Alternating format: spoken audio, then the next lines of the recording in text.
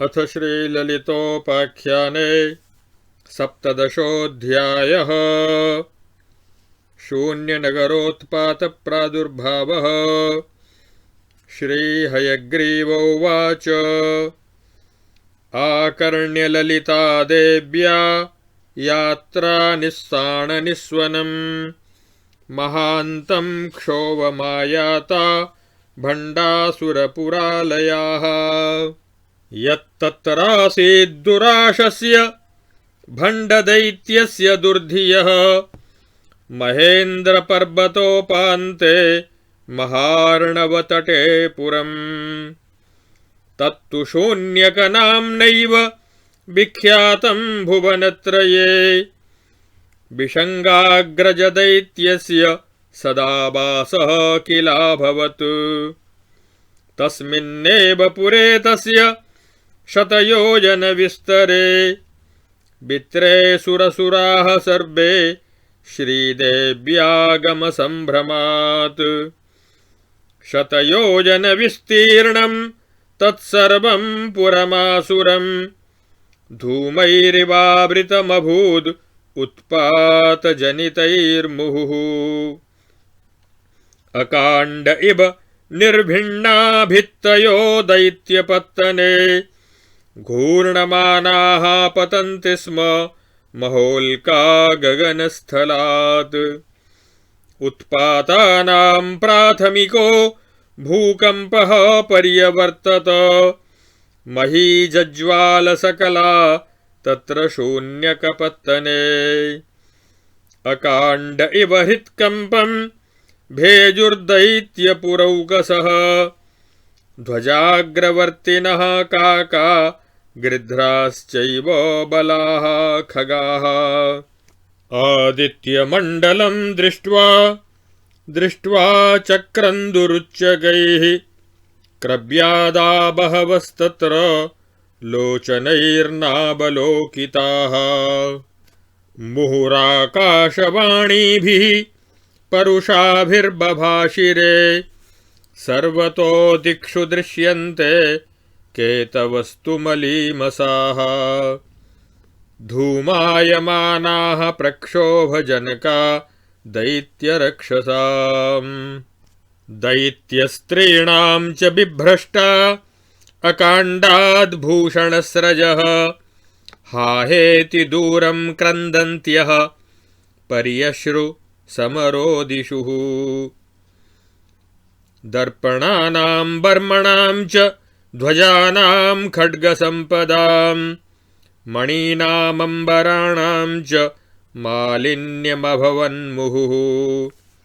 सौधेषु चन्द्रशालासु केलीवेश्मसु सर्वशः अट्टालकेषु गोष्ठीषु विपणीषु सभासु च चतुष्किकाश्वलिन्देषु प्रक्रीडेषु बलेषु च सर्वतो भद्रभाषेषु नन्द्यावर्तादिवेश्मषु विच्छन्दकेषु संक्षुब्धेष्ववरोधनपालिषु स्वस्तिकेषु च सर्वेषु गर्भागारपुटेषु च गोपुरेषु कपाटेषु बलभीनां च सीमसु वातायनेषु कक्ष्यासु धिष्ण्येषु च खलेषु च सर्वत्र दैत्यनगर वासिभिर्जनमण्डलैः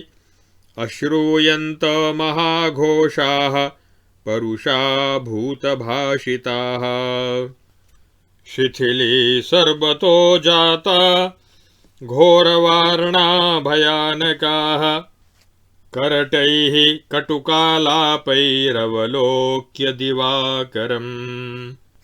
सम्राटकरोटीनां कोटयश्चापतन् भुवि अपतन् वेदिमध्येषु विन्दवः शोणिताम्भसाम्।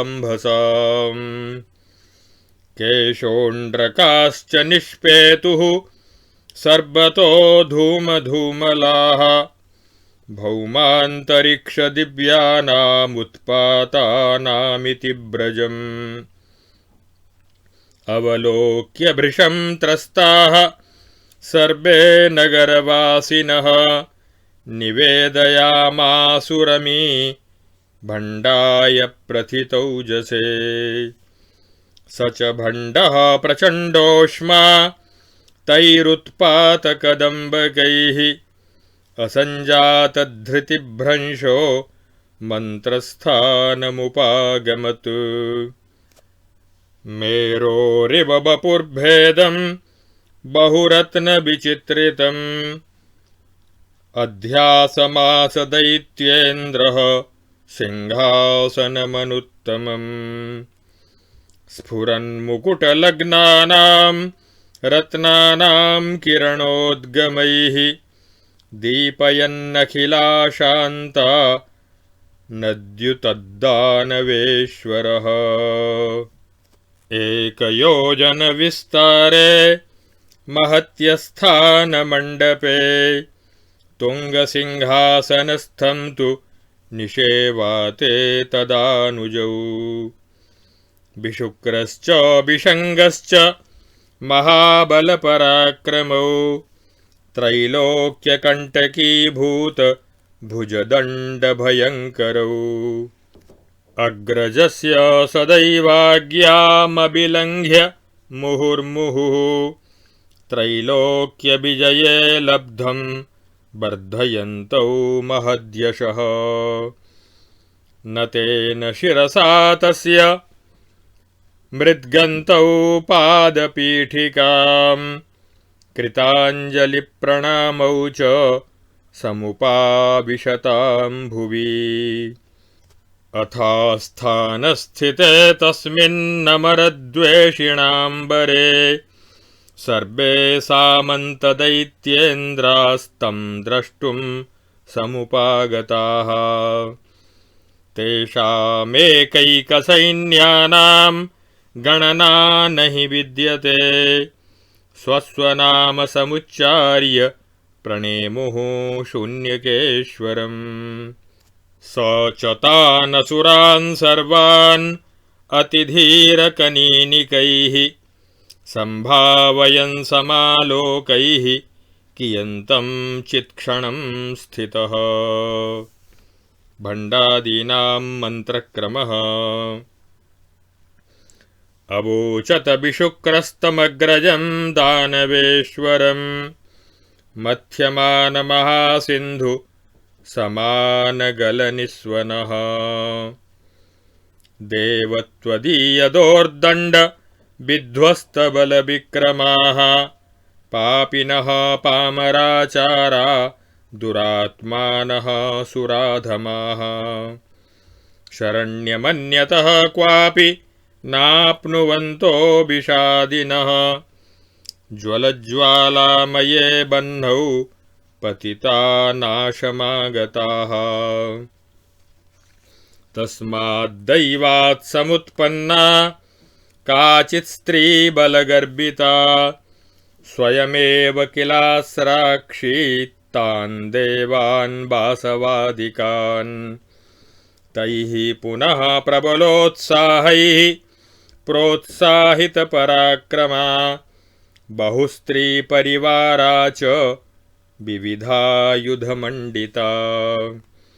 अस्माञ्जेतुं किलायाति हा कष्टं विधिवैशसम् अबलानां समूहश्चेद् बलिनोऽस्मान् विजेष्यते।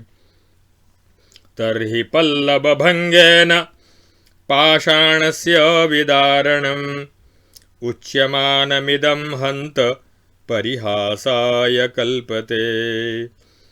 विडम्बना न किमसौ लज्जाकरमिदं न किम् अस्मत्सैनिकनासीरभटेभ्योऽपि भवद्भियः। कान्दिशीकत्वमापन्नाः शक्राद्यास्त्रिदिवौकसः ब्रह्मादयश्च निर्भिन्नविग्रहा मद्बलायुधैः।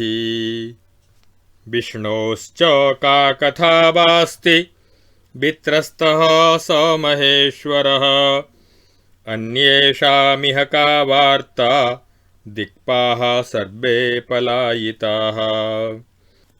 अस्माकमिषुभिस्तीक्ष्णैरदृश्यैरङ्गपातिभिः सर्वत्र बिद्धमर्माणो दुर्मना विबुधाः कृताः।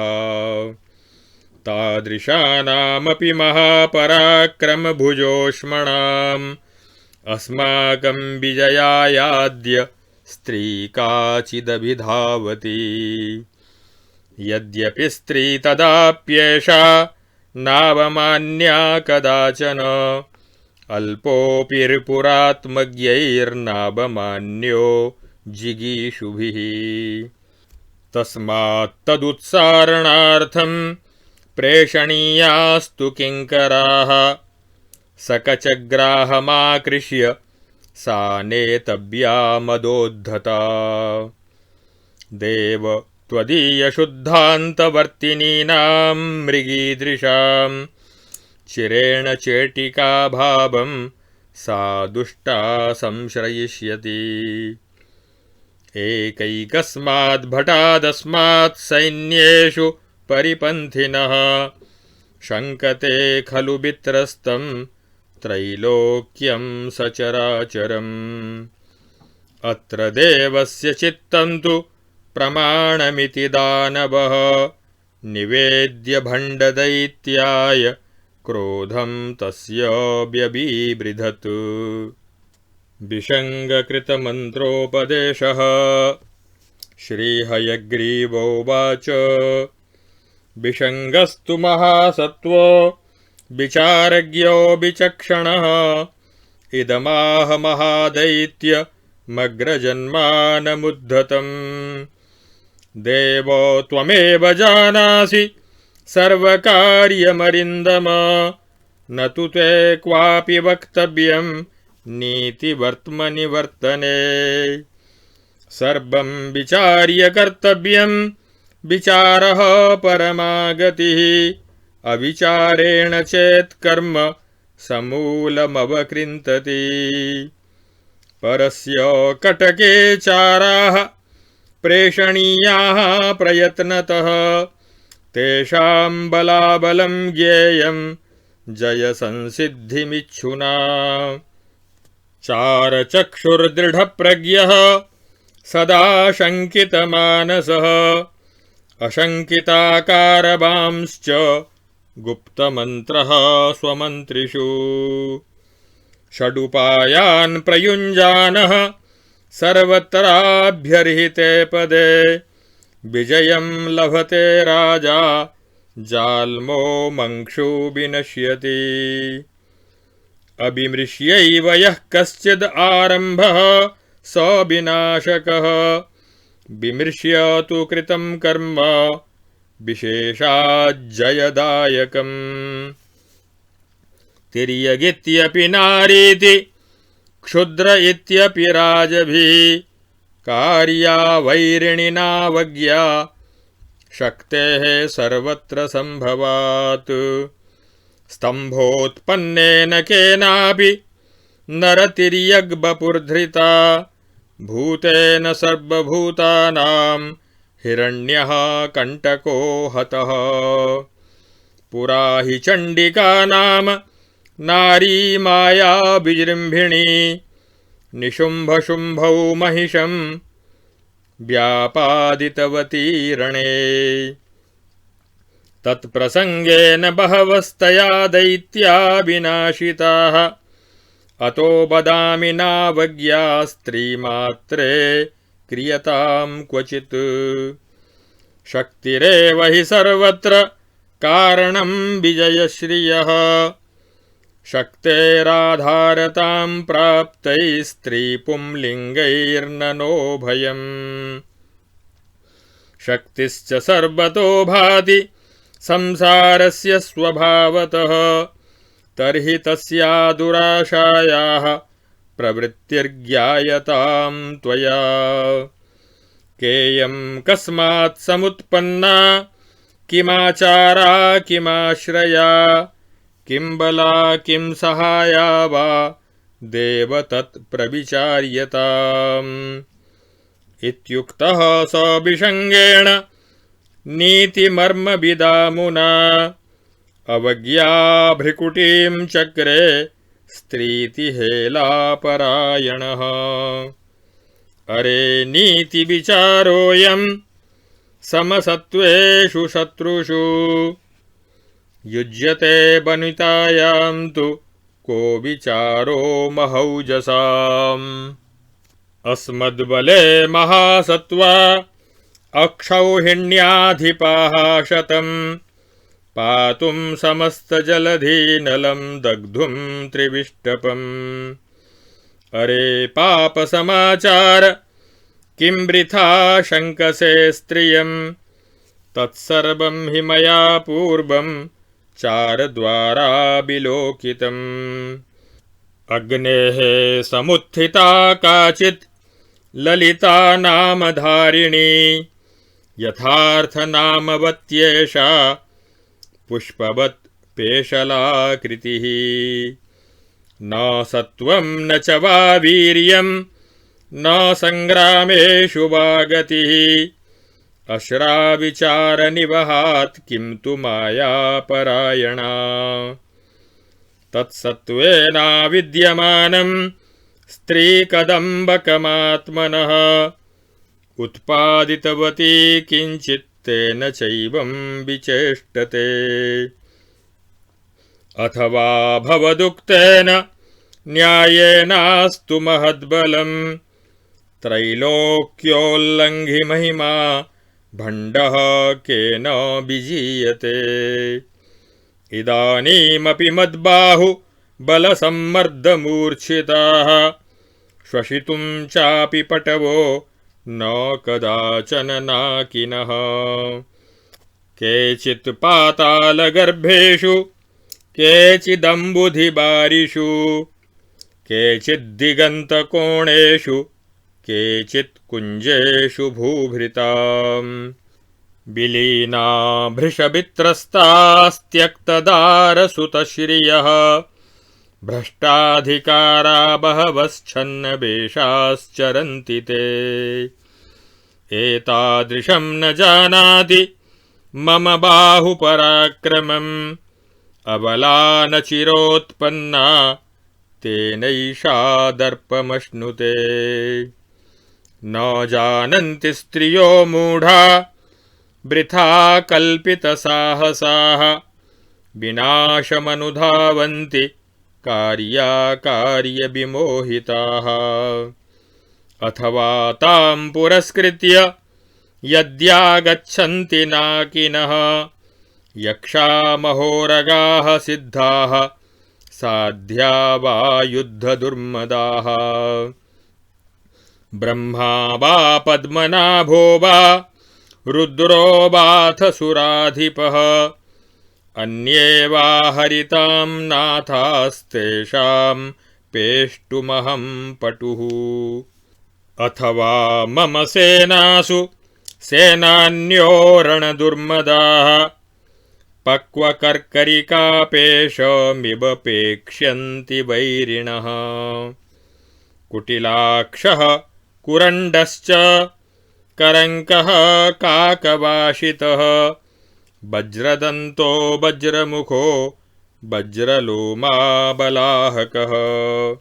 सूचीमुखः फालमुखो विकर्णो विकटाननः करालाक्षः करटको दमनो दीर्घजीवकः हुम्बेको हुलुमुल्लश्च कल्कसः कल्किवाहनः पुल्कसः पुण्ड्रकेतुश्च चण्डबाहुश्च कुक्कुरः जम्बूकाक्षो जम्भनश्च तीक्ष्णशृङ्गस्त्रिकण्टकः चन्द्रगुप्तश्चतुर्बाहुश्चकोराक्षश्चतुश्शिराः वज्रघोषश्चोर्ध्वकेशो महामायो महाहनुः मखशत्रुर्मखास्कन्दी सिंहघोषः शिरालकः अन्धकः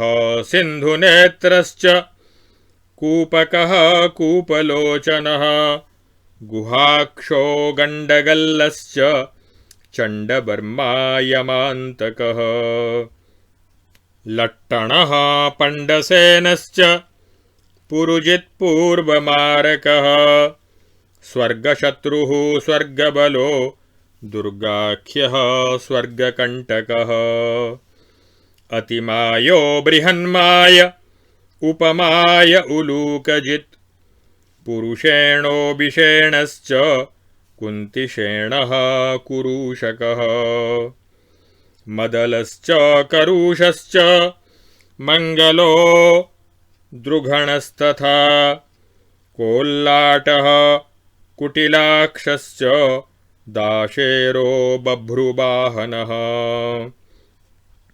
दुष्टहासो धृष्टकेतुः परीक्षित् पापकञ्चुकः महामोहो महादंष्ट्रो दुर्मतिः स्वर्गमेजयः शठकेतुः शठवसुः शठदन्तः शठप्रियः दुःशठो दुर्विनीतश्च भिन्नकर्णश्च मूरुहः अट्टहासी महाहासी सिंहहासी मदोत्कटः कुम्भोत्कचः कुम्भनासः कुम्भग्रीवः कुटोदरः हस्तिमेढ्रो महाण्डश्च कुभाण्डः पूतिनासिकः पूतिदन्तः पूतिचक्षुः पूत्यास्यः पूतिमेहनः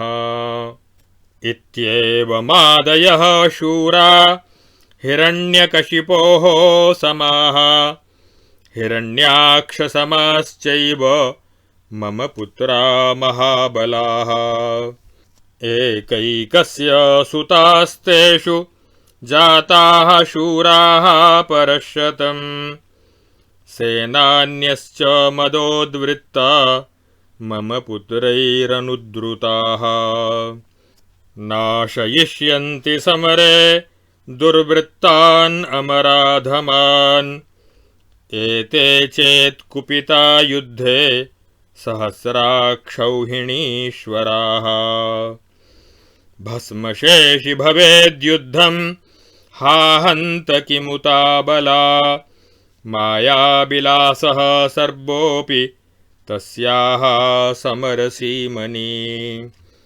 महामायाविनामस्मद्बलानामामिषं भवेत् तद्वृथा शङ्कया खिन्नं मा ते भवतु मानसम् इत्युक्त्वा भण्डदैत्येन्द्रः समुत्थाय नृपासनात् उवाच निजसेनान्यं कुटिलाक्षं महाबलम्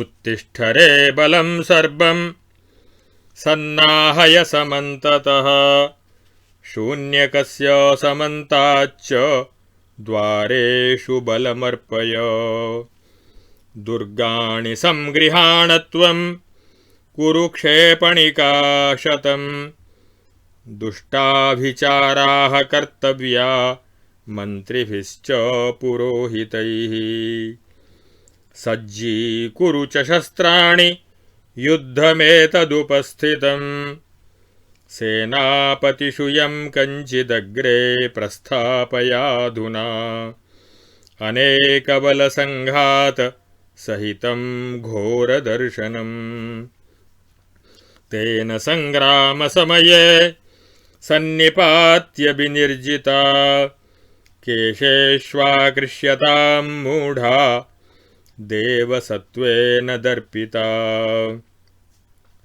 इत्याभाष्य च मूनाथं सहस्रापृतनाधिपं कुटिलाक्षं महासत्त्वं स्वयं चान्तःपुरं गतः आपतन्त्या महादेव्या यात्रा निस्साणनिस्वनः अश्रूयत च दैत्येन्द्रैरतिकर्णज्वराबहः इति श्रीब्रह्माण्डपुराणे उत्तरखण्डे हयग्रीवागस्त्यसंवादे ललितोपाख्याने भण्डासुर अहङ्कारवर्णनं नाम 17 अध्यायः।